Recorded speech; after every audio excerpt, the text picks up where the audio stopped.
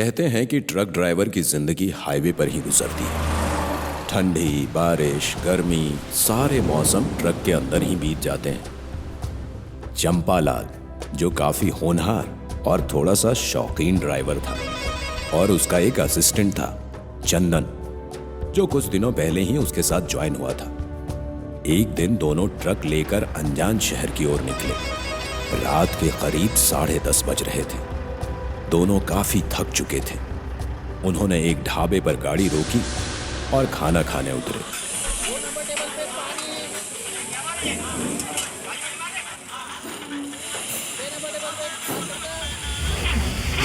खाना खाकर फिर वो अपनी मंजिल की तरफ बढ़े।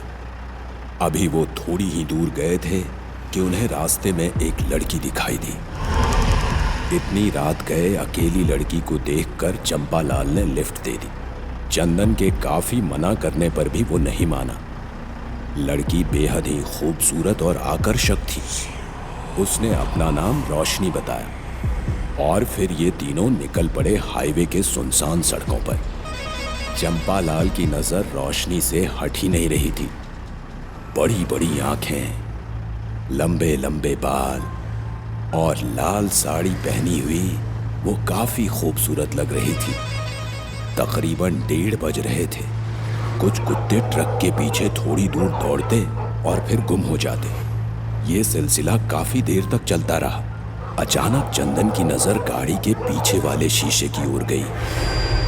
उसने देखा कि वहां हजारों कुत्ते ट्रक के पीछे आ रहे हैं। उसने ये बात चंपालाल से कही, लेकिन चंपालाल को इस बात से कोई फर्क नहीं पड़ा, क्योंकि वो तो रोशनी की खूबसूरती में इस तरह से डूबा हुआ था मानो मछली पानी में डूबी हो।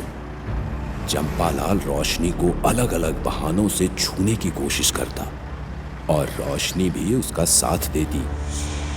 चंदन को कुछ ठीक नहीं लग रहा था। अचानक कुत्तों का रोना, ट्रक के आगे अनजान साए का दिखना, ये सब देख चंदन काफी डर गया था। और तभी चंदन की नजर रोशनी के पैरों पर गई और फिर जो उसने देखा, उसे देख उसके होश उड़ गए थे, क्योंकि रोशनी के पैर थे ही नहीं। चंदन ने काफी कोशिश की गाड़ी को रोकने की, मगर गाड़ी के दरवाजे लॉक हो चुके थे।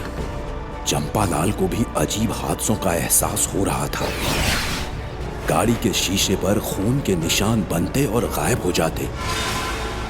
चंपालाल ने बड़ी हिम्मत करके रोशनी से उतरने के लिए कहा, तो रोशनी ने चंपालाल का हाथ पकड़कर अपनी बाहों में भर लिया और चंपालाल रोशनी की आंखों में डूब गया। लेकिन चंदन का डर के मारे बुरा हाल हो चुका था। रोशनी का ना कोई साया था और ना ही वो शीशे में नजर आती। चंदन जोर से चिल्लाया और गाड़ी से उतरने की कोशिश करने लगा। अब चंपालाल को भी सारी बात समझ में आ गई थी। जैसे ही चंपालाल ने रोशनी को उतरने के लिए कहा, तो रोशनी की आंखों से खून आना शुरू हो गया। उसके नाखून बड़े हो गए, पैर तो थे ही नहीं। मौत को सामने देख वो काफी डर चुके थे। गाड़ी की रफ्तार बढ़ चुकी थी। बड़ी हिम्मत करके चंपालाल ने रोशनी को धक्का दिया, तो रोशनी काफी गुस्से में आ गई और उसने चंपालाल को मारा, जिससे चंपालाल के सर से खून बहना शुरू हो गया। अब धीरे धीरे गाड़ी हवा में उड़ रही थी। रोशनी ने चंपालाल को अपने बड़े बड़े दांतों से काटा, जिससे चंपालाल की जगह पर ही मौत हो गई। ट्रक के केबिन में सिर्फ खून ही खून था। रोशनी ने चंपालाल की बॉडी को जोर से धक्का मारकर गाड़ी के नीचे फेंक दिया और हजारों कुत्ते चंपालाल की बॉडी को जंगल की ओर लेकर चले गए। कहते हैं उस रात के बाद वो ट्रक आज तक हवा में ही लटक रहा है और चंदन का कोई पता नहीं।